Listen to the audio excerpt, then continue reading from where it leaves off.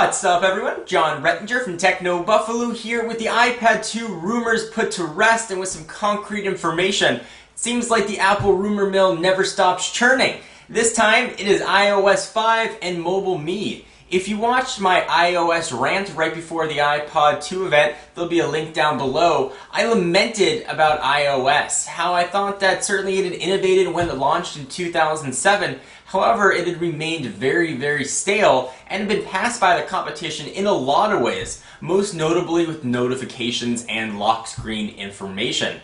I'm not going to recap the whole breadth of that rant. The point being, it needs a better system and you shouldn't have to jailbreak to get those options. Well, it looks like those concerns might finally be putting to rest via macrumors.com, a German site, and for you German readers out there, I'm sorry, I'm going to totally massacre the pronunciation of this though. Mackerkopf.de is reporting that Apple is gearing up for yet another press event to take place in mid-April, either the 14th or the 15th, which is a Thursday or Friday, to announce developer preview of iOS 5.0, which is expected to be a complete revamp of the iOS system. I certainly wouldn't expect anything huge and drastic like widgets, but I would definitely expect new notifications and multitasking to be one of the key things that are brought up. Now, multitasking now exists on iOS.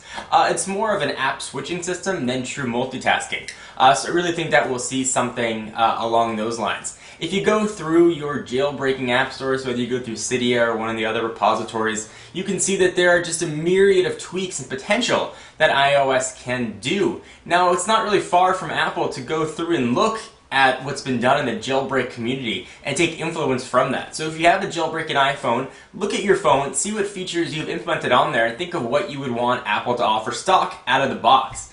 People shouldn't have to jailbreak to get some of these key features being the point.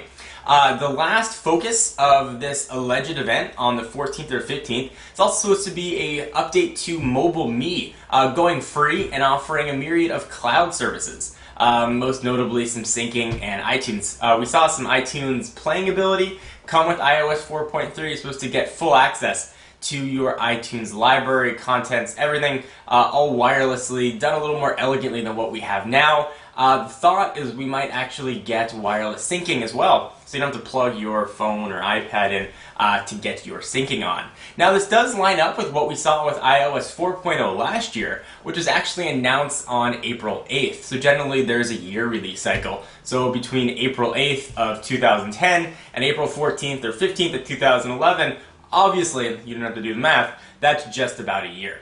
So what do you guys want to see in iOS 5? Kind of curious, sound off down below. If you want to sort of revamp and rehear my thoughts on iOS 4 and what Apple needs to do to regain their once lustrous operating system, links are going to be down below. I'm John Rettinger from Techno Buffalo. I'll see you in the next video. Bye-bye.